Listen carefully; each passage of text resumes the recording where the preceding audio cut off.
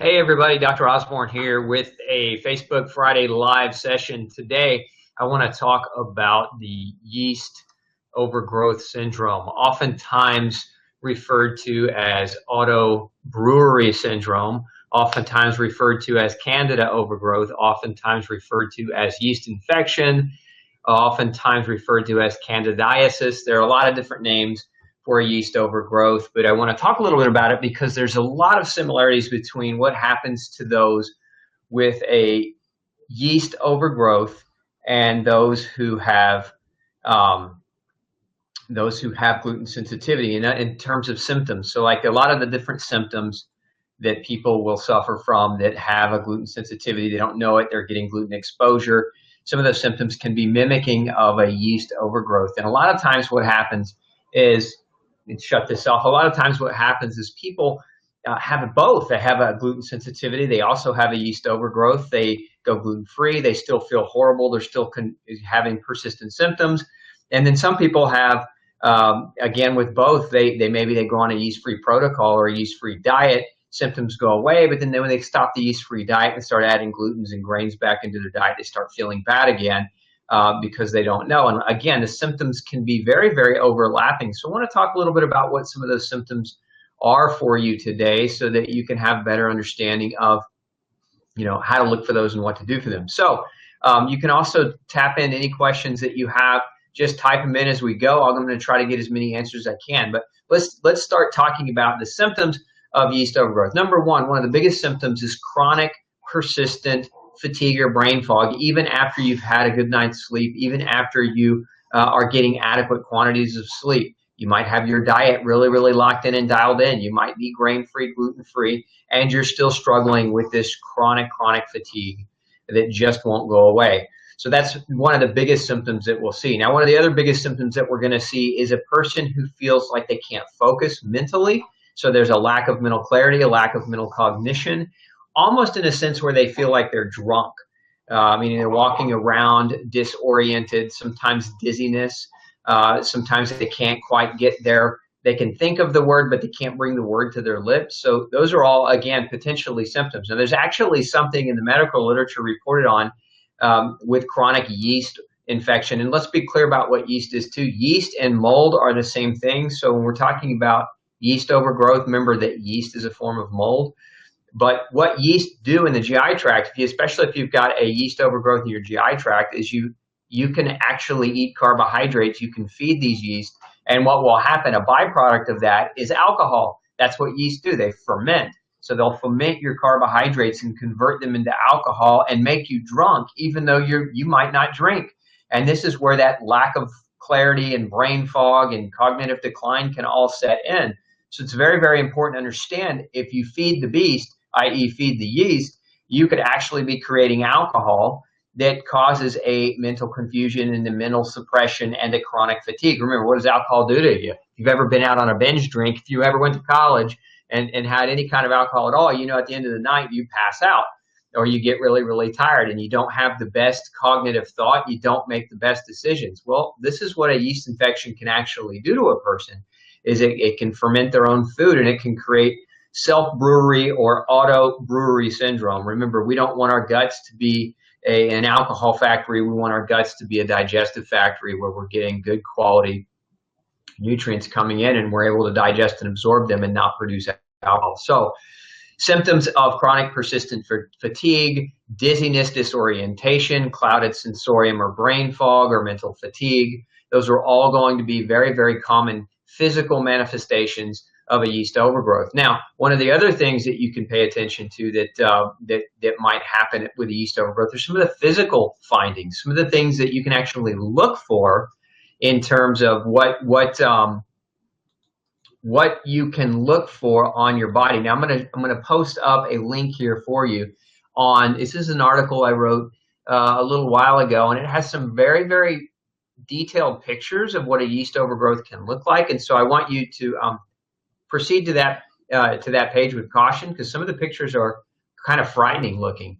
But one of the biggest symptoms of a yeast overgrowth, you can just open your mouth, look on the tongue. The tongue should be nice and pink and it should be nice and smooth. And what we'll see oftentimes with somebody with a yeast infection is we'll see a very thick white coating. And in many cases, that white coating, if you were to take like a tongue depressor and scrape it across the tongue, you would actually see the white coating coming off. So if you take a tongue depressor and scrape across your tongue, sometimes we have a whiter looking tongue in the morning. That's not necessarily a yeast overgrowth, but if the white actually physically comes off on the tongue depressor, now you're probably talking about a yeast overgrowth orally. And if it's happening orally, it's probably happening systemically within the GI tract as well. Now, one of the other symptoms, really super common, because yeast can create a lot of alcohol from the food that you're eating, we'll see jaundice of the eyes. Now, jaundice is a yellow discoloration. So the pupils or the whites of the eyes will actually appear to be a little bit more yellow.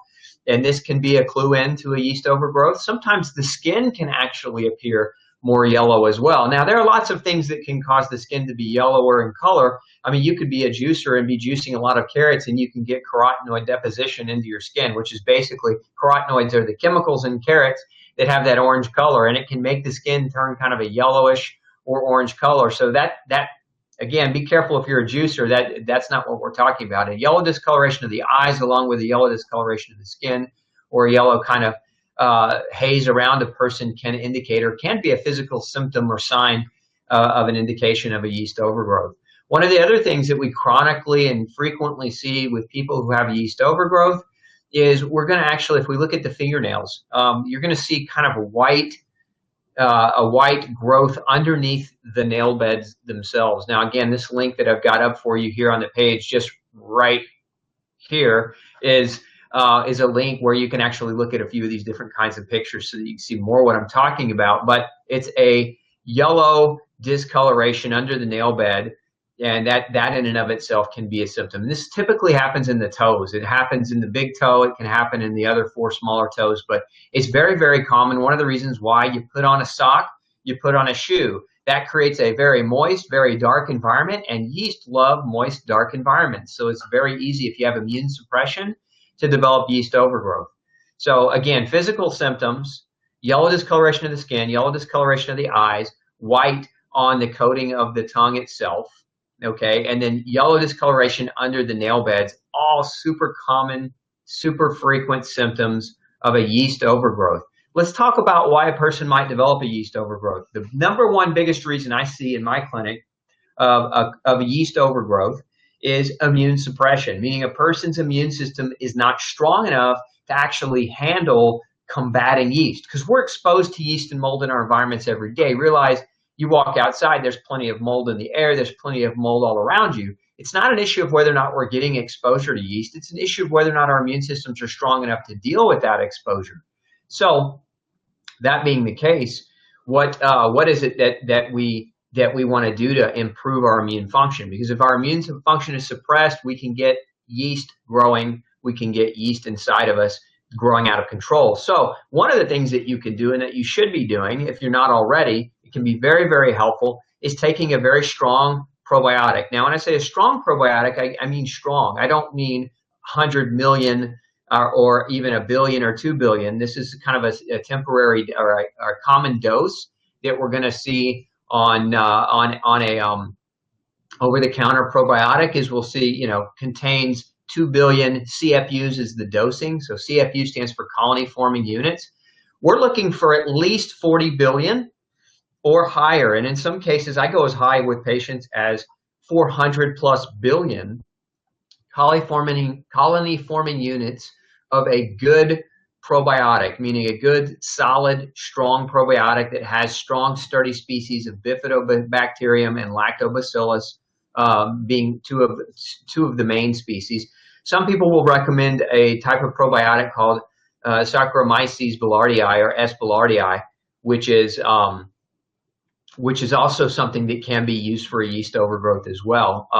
So, though a probiotic is a strong weapon against a yeast overgrowth, because what a probiotic does is it helps colonize your GI tract and protect you, so that if you do eat yeast, if you do get exposure to yeast, and your immune system is weak, you've got plenty of good bacteria in there to fight and prevent those yeast from colonizing your GI tract. Now, also keep in mind, if you're eating lots of gluten or other grains or other foods like processed sugars, especially obviously candy, sodas, those kinds of things, which obviously we shouldn't eat. But let's take it a step further. A lot of people eat dates or use date sugar or use organic sugar. It doesn't matter where the sugar is sourced from. If it's sugar, it's going to feed yeast populations very, very aggressively. So if you've got those symptoms we mentioned earlier, then you definitely want to reduce or remove sugar from the diet. You want to reduce or remove any type of processed sugar for certain, but even fruit, and that doesn't mean remove all fruit, but certain fruits, bananas and grapes and dried fruits like raisins, those types of things are going to feed yeast almost instantly, and they're going to allow their populations to really grow out of control. A lot of you are tuning in saying hello. I'm going to say hello back. Thanks for tuning in with me on Facebook Live today. Brad Rose is just tuning in. He says, what about yellow, purple rings under the eyes? Yes, yellow, purple rings under the eyes, though, could also mean an allergy. It's basically yellow, purple rings under the eyes can mean an immune problem in a person. So if you've eaten something that you're allergic to, you can get these dark circles under the eyes, these yellow rings under the eyes. But yeast can also present that way because of some of the mycotoxins that they produce, which we can get into in a moment. Lymph node inflammation. Yes, you can get swollen lymph nodes, especially if it's in the oral cavity or if you have yeast overgrowth in your sinuses. This is an awesome, I'm glad you brought this up, Brad. This is a great question. A lot of people don't realize they have yeast because their yeast is hiding under what's called a biofilm, meaning a biofilm is like a protein matrix that surrounds the yeast and protects them from your immune system, and it protects them from antifungal medications. And one of the more common places we'll see this happen is in the nose. So one of the very simple things to do is to actually get a culture of the nares. Have your doctor run a culture, and they need to keep the culture at the lab for at least a month because it can take up to 4 weeks to really truly grow out a yeast infection. But a lot of people with chronic sinusitis, which again will cause the dark circles under the eyes, the congestion, headaches, head pressure, swollen lymph nodes, watery, teary, itchy eyes, a lot of wheezing, symptoms that might be construed as almost like an upper respiratory infection because that's what it is. It's a sinus infection, and yeast can cause it as well as bacteria. So those can also be symptoms of a chronic yeast infection. As a matter of fact, there was a study published in the Journal of American Medical Association a few years ago that found that most people's upper respiratory infections were actually yeast infections. And that's why if you go to the doc and they don't do a culture and they just say, hey, try this antibiotic for a few weeks, bad move, because you're destroying your good gut bacteria with that antibiotic, and you're making more room for more yeast to grow more out of control to create more symptoms. This is why one of the top symptoms of using antibiotics, especially in immunosuppressed people, is the secondary development of a yeast overgrowth or a yeast infection. So good feedback. Thanks for the questions, Brad. I appreciate your input and appreciate you being here with us today. Samina Yasmin, let's get to this question. Totally on a gluten-free diet for a year, but still constipated. What could be the reason? So let's talk about how this might relate to a yeast overgrowth. This is a great question.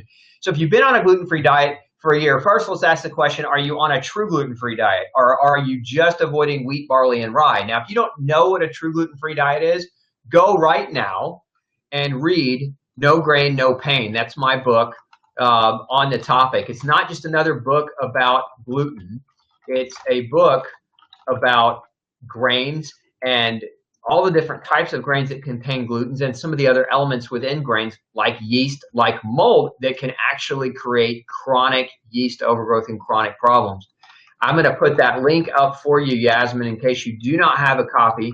Okay, so you definitely, if you haven't read it and you haven't applied it, go apply it. Because if you've been following a yeast-free diet, I'll put the link up there for you there. If you buy the book through that link, you'll actually get a leaky gut bonus with it. If you go to Barnes & Noble or Amazon or somewhere else and you don't buy it through that link, you don't get the bonus. So take advantage of that bonus if you want to grab the link and use that. So back to your question, your constipation, how could that play a role? So yeast can constipate, but more importantly, one of the ways we actually develop a yeast overgrowth is because we don't produce enough stomach acid.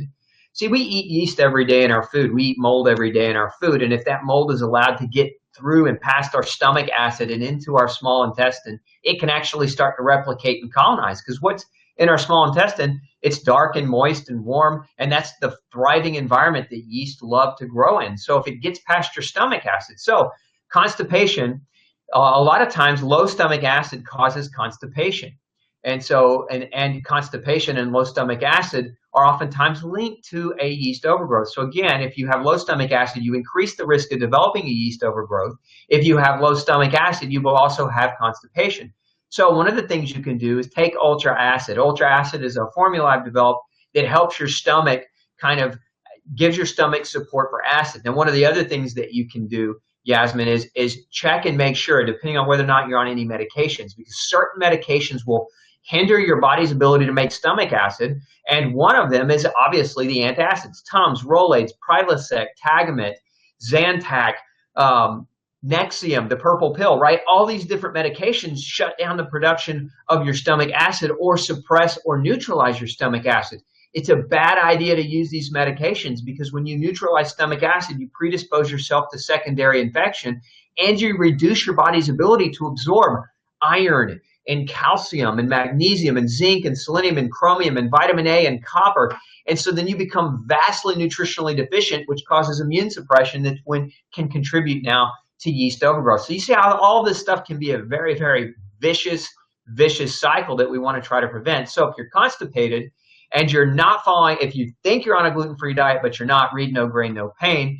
If you are on a true gluten-free diet and that's still happening, then maybe you want to take Ultra Acid, support your stomach acid, support your digestion, and that should alleviate constipation. And it might also help kill some of those bugs that you're eating, some of those things that you could be eating that are being a greater burden on your immune system while you're trying to make an immune recovery. Great question.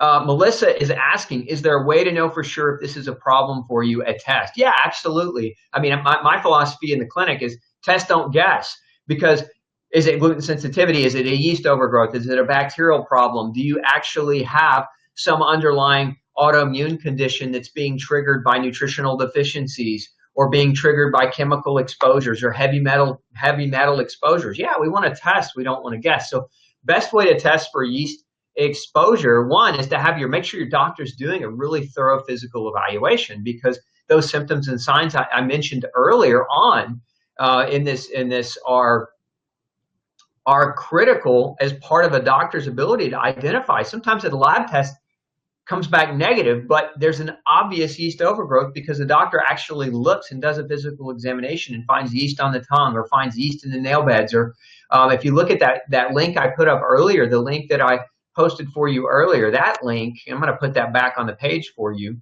so that you can go and access that. But this link has a picture of what severe yeast infection. I'll put it back up on right here.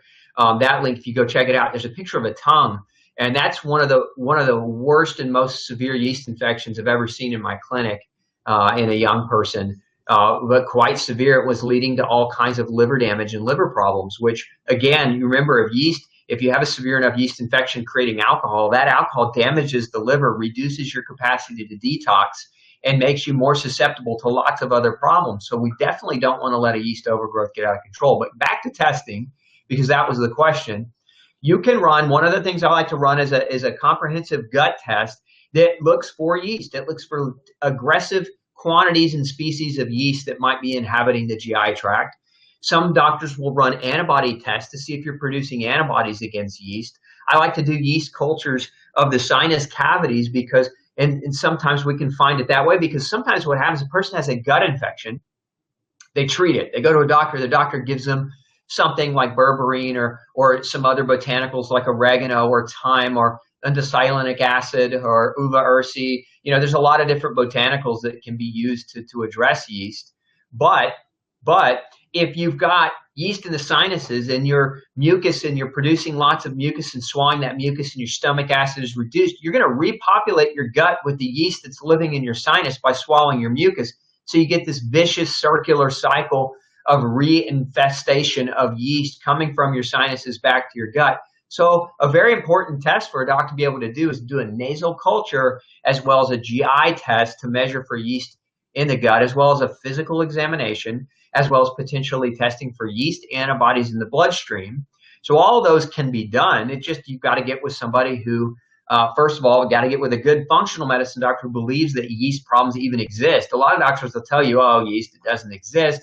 Mold is not a problem, which if you hear that coming from your doctor, then one of the best things you can do is turn around and run as fast as you can out the door and find another doctor who's willing to listen to you. Because doctors who don't want to admit that a yeast overgrowth exists or that a yeast overgrowth can exist, they're in the dark ages of medicine, and you want to get away from that person because they're not going to help you get to what you get to the health that you're wanting to try to accomplish. All good questions. Wendy's asking, does garlic kill Saccharomyces boulardii? It can. Garlic is powerful antifungal, and Saccharomyces is actually a type of yeast. So yeah, it can. Now, in my experience, and a lot of practitioners will recommend S. boulardii as a means to help control yeast. I don't find it to be as helpful. I actually like to do what's called a culture sensitivity. So if we identify the yeast, we actually identify what will best kill it. So in that scenario, there's a lot of different things that can kill yeast, and garlic is one of them. Oregano, thyme. Like I said before, uva ursi, undesalinic acid. There are a number of botanicals, tea tree oil. There are a number of different botanicals that can kill yeast. And so it becomes important to identify, first of all, what kind of yeast you have. Second of all, do what's called a sensitivity test against that yeast to see what that yeast, what will be effective at killing that yeast. Because if you're not doing that kind of testing, you just throw a broad spectrum antifungal at something, and you may be very, very unsuccessful at getting rid of the overgrowth, and we don't want that either. So you're going to spend the money on the supplements to try to effectively hinder the growth of yeast in your GI tract, and it's important to find out what is going to be effective for killing what you have in the first place. Good question. Let's see here. Another one coming in. Brad, lots of questions today here. I forgot to mention that I have fatty spots on my liver and acid reflux. Look, again, this is going back to probably why you're getting, if there's a yeast problem, it's probably a large part of that is because you don't have enough stomach acid to kill the mold as you eat the mold, because you're going to eat mold. We all do. Acid is one of our defense mechanisms from preventing deeper colonization. Spots on the liver, non-alcoholic fatty liver disease can be caused by yeast overgrowth, because yeast overgrowth in your gut creates alcohol. So even though you're not drinking alcohol, you're producing alcohol biochemically within your GI tract. Again, I've seen this. I had a patient one time, good story. She came into my office. She was completely jaundiced. Her whole skin was yellow. Her eyes were yellow, big bags under her eyes. She was walking dizzy. She had to hold the walls to kind of be able to walk into the office. Her speech was slurred. I could have sworn that she was drunk. I mean, literally, I mean, even me, the functional medicine doctor who, I never come from the premise of believing that my patients are here and trying to lie to me. I always believe what my patients are telling me, but she had such the appearance of an alcoholic that I was, in the back of my mind, I was saying, I wonder if this woman's really an alcoholic, but she wasn't at all. She had one of the worst cases of autobrewery syndrome I've ever seen. She had raging yeast overgrowth in her sinuses, in her GI tract. She had it in her skin. She had it in her nails, which is another symptom, by the way, that I didn't mention earlier. Symptoms of yeast infection in the skin looks like eczema. So if you have rashes, unexplainable rashes on the skin, sometimes a dermatologist will do a biopsy or take a scrape of your skin and actually discern whether or not it's a yeast overgrowth. But these are very, very common. Well, this woman had all of those things. And once we got it under control, her speech cleared, her mind cleared, she could think, she could focus, the jaundice in her skin went away, the rashes on her body went away. It's a very, very common thing. And so again, going back to the liver, Brad, yes, the yeast overgrowth creating alcohol can cause liver damage, even if you're not an alcoholic or getting exposure. Okay. Let's see here. I have mold toxicity, so do I have a yeast overgrowth? Well, yeah. I mean, well, yes and no. If you could have yeast overgrowth living in you or on you. So yeast can actually live on you or in you as parasites, but you could also have yeast in your environment. Let's say that that you had a slow pipe leak behind the wall, behind your bathroom wall, and it slowly drizzled water into your closet. So you got, this slow water damage going on, and you've got mold growing under the carpet. And that mold is from mold that we've identified. There's ochratoxin and trichothiocene, and there's gliotoxin and aflatoxin. These are different forms of mold toxins. And what happens is these mold toxins are microscopic. They can get up into the air. They can get on your clothing. They can get in your carpet. You can start breathing these mycotoxins in, and they cause immune suppression, and they can make people very, very, very sick. And so you can be mycotoxin exposed without having an actual yeast infection or yeast overgrowth. And then there's a way to differentiate this. We can actually measure for mycotoxins versus per se mold.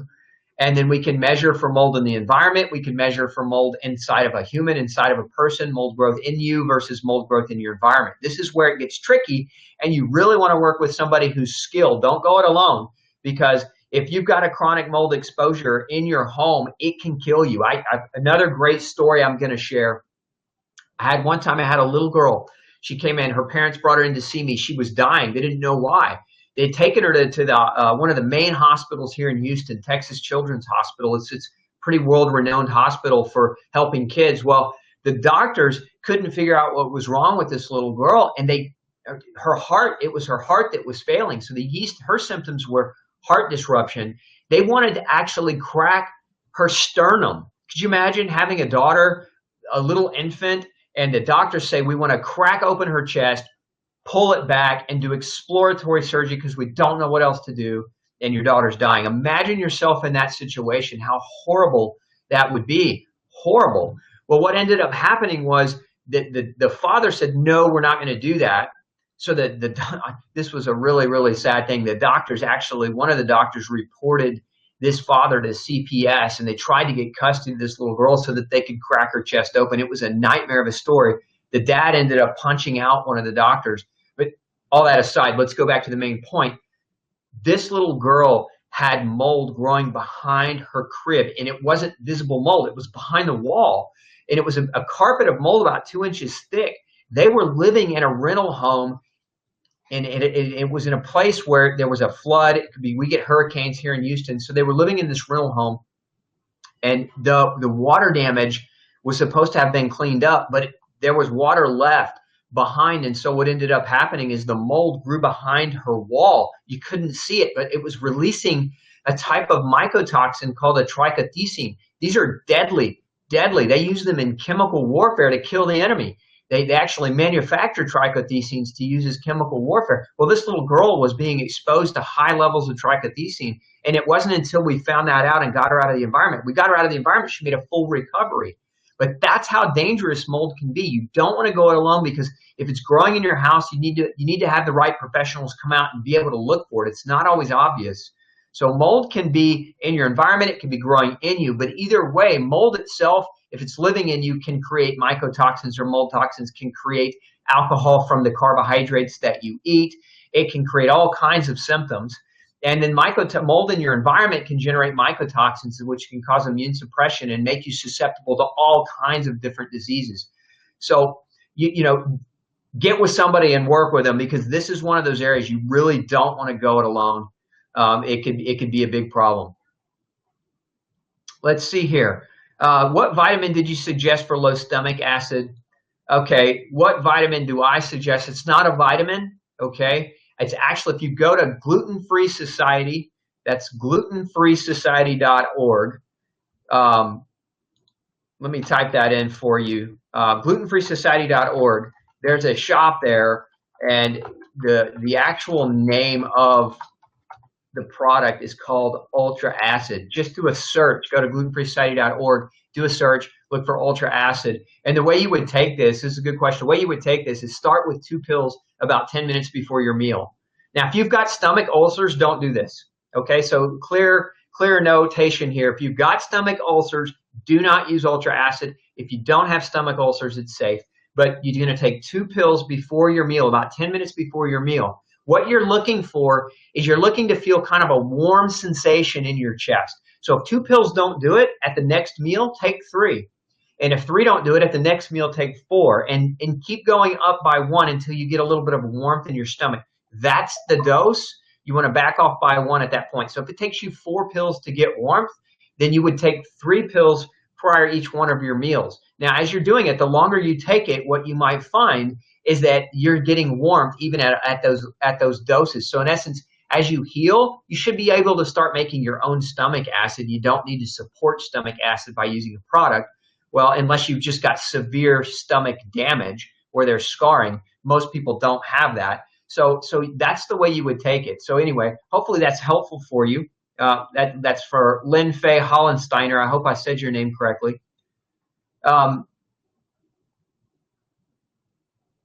So Jackie O is asking about being a non-secretor, saying that she's had genetic blood typing that's basically identified her as a non-secretor and a carrier of yeast in saliva and body fluids. How can she handle that best? Well, one of the first things that you can do is get your diet dialed in. Don't feed the yeast. In this case, you definitely want to be grain-free. You want to look at certain foods that are easy to produce or easy to break down and be easy access carbohydrates. Those things would be things like legumes or beans, can be easy accessible carbohydrates. Some of your root vegetables, like super sugary root vegetables like potatoes and cassava and tapioca, can be yeast feeders.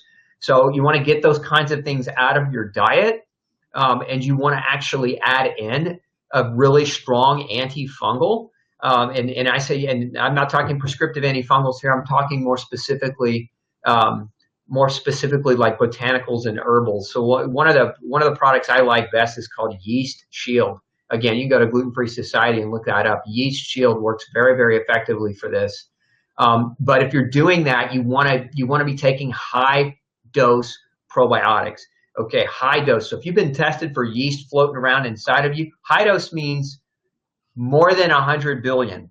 Okay, so the one probiotic I would recommend, again, the same website, is Ultrabiotic Defense. Ultrabiotic Defense. There's two versions: Biotic Defense and Ultrabiotic Defense. Use the Ultra one because that one's going to have 400 billion colony-forming units of probiotic in it. It's a powder. You're going to drink it at bedtime. And if you take the Yeast Shield with that, that's going to be the step in the right direction. But you got to get your diet dialed in as well. So if you haven't read No Grain, No Pain, go back and start on phase 2. Then in chapter 8, it's phase 2.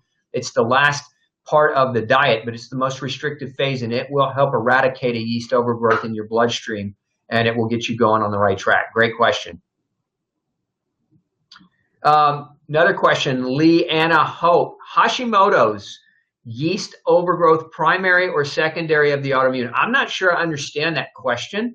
Leanne, maybe you could retype it in and give me a little bit of clarity. I'm not sure I understand what you mean, primary or secondary of the autoimmune. Understand that with Hashimoto's is caused by a lot of different things. There's 4 fundamental triggers for Hashimoto's. There's food can be a trigger, chemicals can be a trigger, vitamin and mineral deficiencies can be a trigger, and infection. And yeast we would consider that kind of almost like an infection. Yeast overgrowth could be a trigger, bacterial overgrowth could be a trigger, parasitic could be a trigger. Those are the 4 kind of chemical triggers for autoimmune disease. So if you're asking me whether or not Hashimoto's, again, I'm not quite clear on what you mean by the question, because primary or secondary of the autoimmune, primary means that this is the cause. Secondary means that this is the symptom. And so it just depends on what you mean by that question. If maybe you could re-ask it, I could answer you and give you a little bit better clarity. Okay. Let's see here. Sarah Darine, what could be the reason of so much hair fall? My antibodies, B12, vitamin D, iron, thyroid, all came back okay. I have been diagnosed since November. Let me see if I can piece that question together. I'm going to assume you mean hair loss. What could be the reason for your hair loss?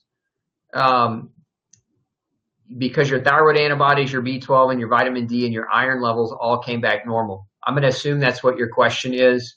I'll plug that up on the screen, but I'm going to assume that that's what your question is. So I'm going to answer it based on that assumption, and hopefully we'll help some people out. Okay. First of all, how did you have your vitamin B12 levels checked? Because most doctors run a serum blood test, which is completely inaccurate. It's a horrible, horrible test, and it can lead to a lot of false negative results. And here's why. What happens when we run a blood test?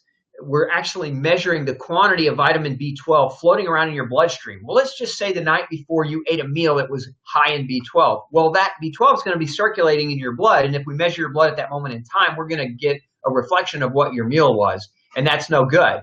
We want a reflection of storage within your cells, and the only way we're going to do that is we got to do specialized types of tests. Now, there's a couple different kinds of tests for B12.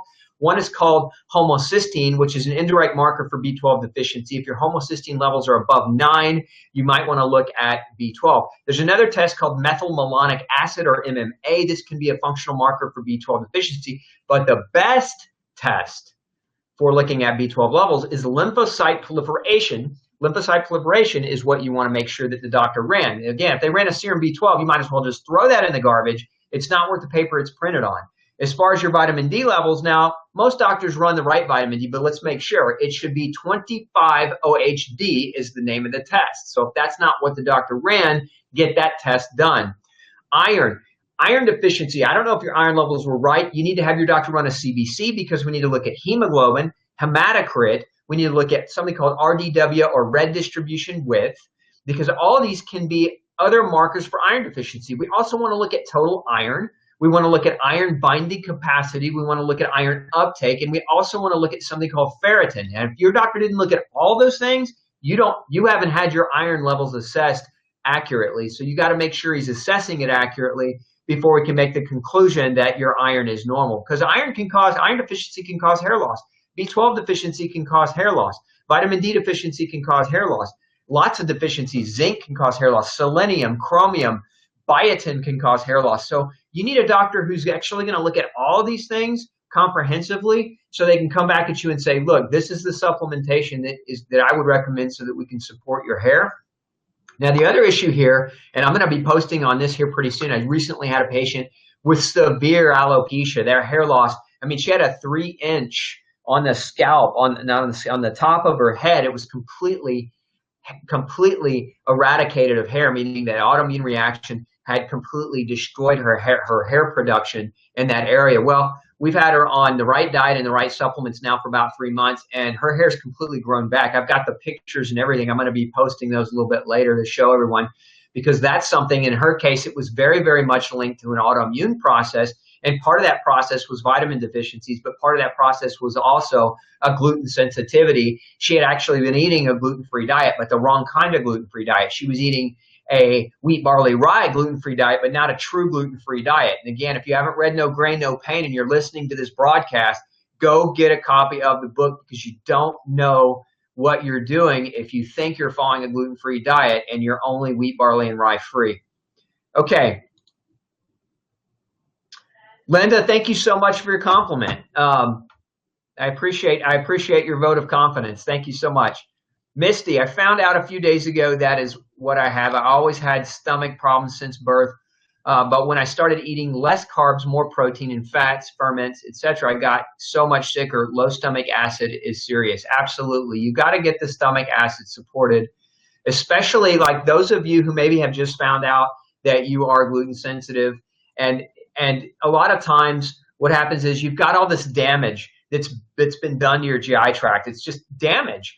And what happens is you start trying to go gluten-free or properly true gluten-free, and you feel a little better, but maybe you don't. And you're eating different foods, but you're still not feeling well, and you're putting foods in that are still hard to digest. It's because of the damage that gluten causes over years of exposure. You get all this exposure, and your stomach is just damaged, and that takes time to heal. And if you don't put in the right strategies, there's several things that we can do. One is to use an acid supplement. One is to use, I like Gluten Shield, which is my go-to digestive enzyme, because I formulated it for a reason. One, if you're getting cross-contamination or accidental exposure to gluten, nothing works better to protect you from that. Two, it has a battery of digestive enzymes that are designed to break down difficult to digest carbohydrates, difficult to digest items in the diet. So like if you're getting any exposure to seeds or legumes, which can be harder to digest, this digestive enzyme helps to support the digestion of those things as you're trying to get all that damage to start healing, because there will be a light at the end of the tunnel. Once you heal, you'll be able to eat, I won't say normal, you'll be able to eat healthfully without the struggle, but you've got to get on the other side of that GI damage. Samina Yasmin is asking, please suggest a gluten-free, let's see here, please suggest a gluten-free and kosher multivitamin. Thank you so much. Okay, I've got you covered. If you go to GlutenFree Society, .org. I'm going to put that on, again, that link on the screen, glutenfreesociety.org. I want you to type in the search bar, go to the shop category and put in multi-nutrients. I've got several different multivitamin formulas for different reasons, but for the kosher, for the people who want something and need something that is actually kosher, multi-nutrients, not only is it grain-free, gluten-free, it's GMO-free, it's made with organic ingredients and non-synthetic derivatives. It's a full disclosure label, but it is kosher. And the way that you would take that is you would take 4 to 6 of those a day, 2 with meals, and to get the most out of it. So great question. Let's see here. Can yeast affect, let's go to the next one here. Let's see. Brad's asking, can yeast affect the thyroid, leading to hypothyroid disease? Absolutely, Brad. There's been studies that have shown that yeast cause the production of toxic chemicals that look like our thyroid hormone. And so our body initially will start attacking these toxic thyroid chemicals or these toxic yeast-based chemicals. But over time, it's going to turn on the thyroid and it's going to start looking at the thyroid as an enemy. And this is a lot of times how we see the development of Hashimoto's and Graves' disease. Graves being hyperthyroidism, Hashimoto's being hypo or low thyroid. So yes, to answer your question, yeast can actually contribute to this. This has actually been studied in a number of publications. Len Fay is asking, Dr. Osborne, I'm having trouble with my tongue, feeling numb, especially in the back, sides, and front. Well, that's all of your tongue, Len. What could be going on? Most likely tongue numbness, very common, vitamin B12 deficiency. Now, I'm not saying that's what's causing your numbness. This is just a very, very common symptom of vitamin B12 deficiency. So if you're feeling tongue numbness, a safe, easy thing to do is to take vitamin B12. Now, my recommendation would be methylcobalamin, about 5,000 micrograms a day. And you want a lozenge. You don't want something that you swallow. You want something you can suck on in your mouth so that you get it all over your tongue and it absorbs through your cheeks and gets directly into your bloodstream. Because if your gut is damaged, B12 is one of those. If your stomach is damaged in any way, in any serious condition, you're not going to absorb the B12 if you swallow it. You've got to get it through your oral mucosa and absorb through your cheeks. So you need an oral B12 absorption agent. And that's what, again, if you go to GlutenFree Society and type in methyl, M-E-T-H-Y-L, methylcobalamin, you're going to find what I would recommend. And you just take one of those a day, and that will, if it doesn't solve your problem, you need to get with somebody and you need to really get aggressive at trying to figure out what it is, because that can be a form of neuropathy. And it can be a symptom of something much deeper, much more serious going on or underlying. Okay. Michelle is asking, is it normal to not be able to tolerate any probiotics, even children's probiotics? I'm an adult. No, it's not normal. But yes, it's probable and possible. And this is one of those areas where it depends on the probiotic. A lot of people don't realize one of the reasons I formulate a lot of my own things is because a lot of products contain gluten based fillers, or they contain genetically modified ingredients, or they contain forms of corn. And a lot of probiotics are actually grown on corn. And so some people won't tolerate the probiotics because of the way they're manufactured, because of the additives. A lot of probiotics contain the additive maltodextrin derived from corn. So it's a form of basically genetically modified corn sugar with glyphosate in it. And glyphosate, of course, is a pesticide which destroys. It's destroying your gut bacteria. It's the opposite of what the probiotic is designed to do. So Michelle, first I would potentially try a probiotic that is guaranteed to contain or not be grown on any form of grain. And if you don't tolerate that, then now you've got a deeper problem, and you really need to get with a functional medicine doc to get some real serious answers and get the solution. Let's see here. So my question was not clear. I've had yeast treated in the past. I don't think I ever had eradicated the yeast. I was diagnosed years ago with the yeast problem, then 3 years ago Hashimoto's. I wonder if the yeast has been my culprit. Okay, so this was that question earlier about secondary or primary. So is your Hashimoto's caused by your yeast overgrowth? Possibly. Past exposure to EBV, which is Epstein-Barr virus, everybody's got that. If we were to test everybody in the U.S., 90% of the people in the U.S. are going to have antibody presence of Epstein-Barr virus. It's very, very rarely the actual problem. Even if you've got double heterozygous mutation for MTHFR, which is methyl tetrahydrofolate reductase, it's the gene responsible for helping us methylate. A lot of doctors they hold way too much seriousness in that mutation. Now, that doesn't mean that it can't be a problem, but it's usually not the origin of the problem, because lots of people have the mutations but don't have any of the symptoms. Actually, Dr. Ben Lynch and I just had this conversation during the Autoimmune Revolution Summit. If you listen to that, if you didn't, you can go to autoimmunerevolution.org and you can pick up that interview. But my thought is you've got to look at all the fundamental reasons why autoimmune disease can exist, not just yeast. So yes, yeast could be playing a role, but there could be other things playing a role. One of the biggest mistakes I see people and doctors make is they piecemeal their patients' care, or the patients will piecemeal their care. So they don't consider that they have 7 different problems going on. They consider only that they have one problem. They address that one problem, but they don't address the other 6. And then the other 6 just continue to create symptoms, and they're stuck in this vicious cycle where they can never get better. So you really want to work with somebody who can get super comprehensive in the beginning, as opposed to piecemealing things together, because piecemealing never works. Piecemealing leads to what I call whiplash, which is you feel better and then you feel worse. You feel better and then you feel worse, but you never get to the full comprehensive origin of why the problem is there. Jane is chiming in. Do I treat or know about mast cell activation disorder, histamine intolerance? Look, Jane, I don't treat disease. I look for the origin of why disease exists. There's a big distinct delineation, and I say that to be very, very clear. I don't believe that treating disease is what medical doctors do to mask the symptoms of disease. So we really want to know why the disease is there. Do I have experience in helping people that have mast cell activation disorder? Yes. Or histamine intolerance? Yes. Lots of things can trigger that, and lots of things can cause those types of problems. So ultimately, you've got to figure out what those things are and why. And that's where a lot of times technology can be very helpful, running the appropriate types of testing, looking at there are certain genetic markers that can cause histamine intolerance, or that can contribute to histamine intolerance, or certain foods that are higher in histamine. Some people have so much severe GI damage because of everything else that they're doing that they think they have a mast cell problem, when in fact they have hyperallergenicity. They just have a hyperallergenic symptom or disease state because their body's constantly spitting out histamines, because they're constantly being overexposed and their mast cells are destabilized. That's not in and of itself a disease. That's a secondary problem or symptom as a result of the wrong diet or the wrong lifestyle choices and behaviors.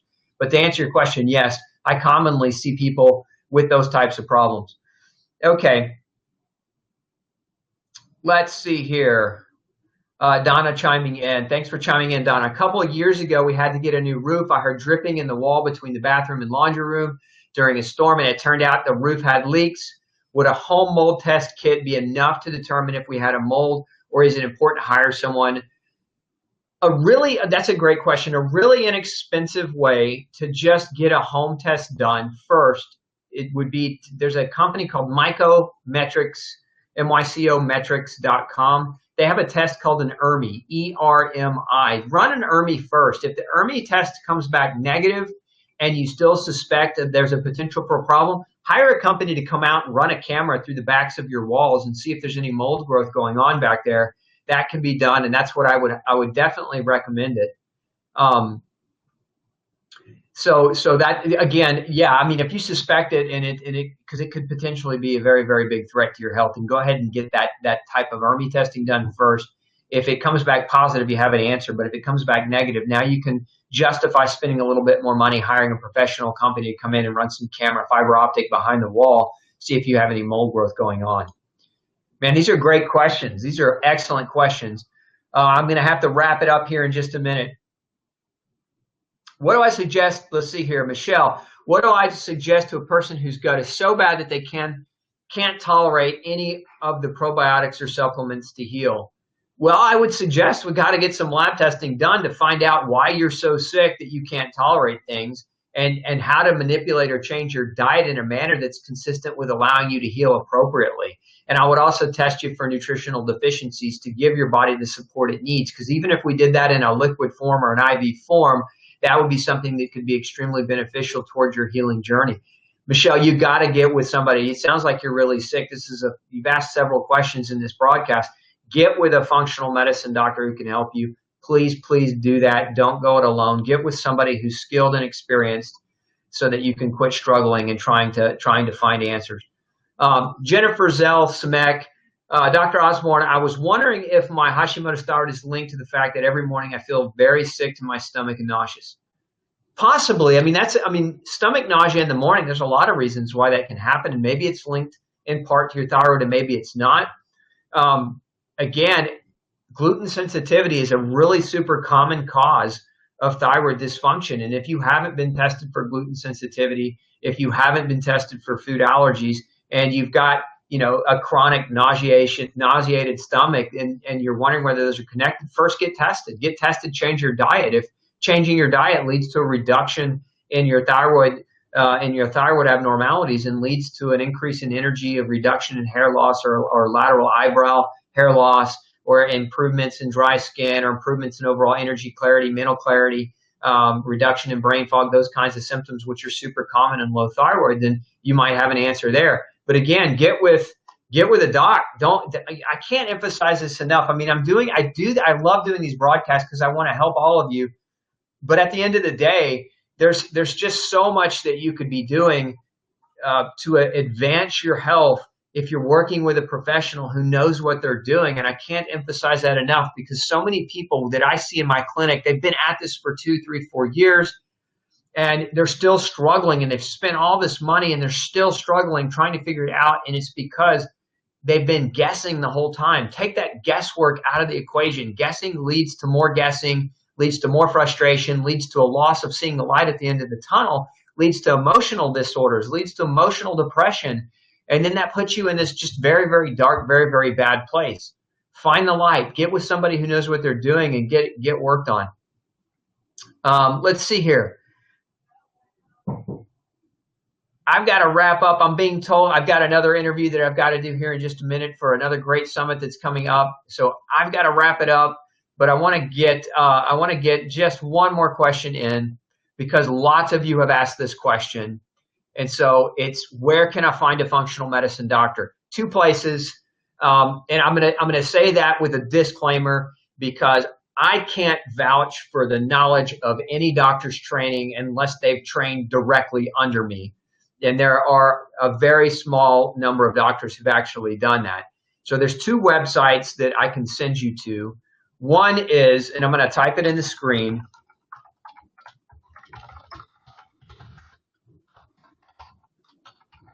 One is called myfunctionalmedicinedoctor.org. This website is basically, it's a database of doctors and healthcare practitioners who have some type of training in functional medicine. Again, I can't vouch for how skilled or good or how experienced they are. Do your diligence. The questions I would ask if you're looking for a good qualified functional medicine doctor is, number 1, what kind of training do they have? Number 2, what kind of experience do they have? It's my advice, don't go with anyone who has less than 5 years experience in functional medicine. Keyword, functional medicine experience, because a lot of doctors have gone to functional medicine and they've trained in it, but they don't actually practice it, and their experience in it is actually quite minimal. Maybe they just graduated. You don't want to go to a doctor if you're chronically ill, struggling, who's just graduated. At least I wouldn't want to take my children or my wife to a doctor with little experience. I'd want to take my family to the doctor with lots of experience. So ask the question, how experienced is the doctor practicing functional medicine? How many years do they have under their belt? Are they trained in this particular type of condition or this particular type of problem? Ask your questions, but that's a database where there's a listing of different doctors across the world. The other one, and this one I can recommend a little bit more, if you go, again, I know I've referenced this website a lot, but this website is actually my foundation. I created this to help educate the world and reach more people. But go to GlutenFreeSociety.org. At the top, it says GF Doctors. And if you hover over that, there's a little menu that says Find a Doctor. Click that link, and you're going to find a lot of different doctors. Some of them have actually trained in my gluten protocols. Okay, my gluten protocols, just so you know, I have a tier 1 and a tier 2 protocol training that we do as postgraduate education for doctors. And a tier 1 protocol is 2 hours of postgraduate education. A tier 2 protocol doctor is 10 hours of postgraduate education. And there are very few tier 3 docs, but tier 3 docs are the ones I recommend the most. The tier 3 docs have 10 hours of postgraduate education, and they've got experience with at least 75 patients, which you may not think 75 patients is a lot, but if you're in a functional medicine environment, 75 patients is a good solid amount of experience as it relates to gluten. So if you're looking for somebody, another doc in another area, those are the best recommendations I can give you. Again, disclaimer on that, because even if they've gone through my training, that doesn't mean they're doing exactly what my training taught them. They could be doing something completely different. So do your diligence and your homework too, and make sure to ask the right questions. Hey, this has been a wonderful Friday. We plan on doing this again next Friday, so mark your calendars, because we're going to be doing this ongoing if you want to come back and learn more. So stay tuned. And if you're not already part of my Facebook mentor group or my Facebook private group, go join those so that you get this update and get this reminder about these meetings. Every Friday, we're going to have them to help you find more solutions for your health. Hey, this is Dr. Osborne, and I hope today was super helpful for you. And have a great day. Have a great weekend, and I will see you next Friday. Take care.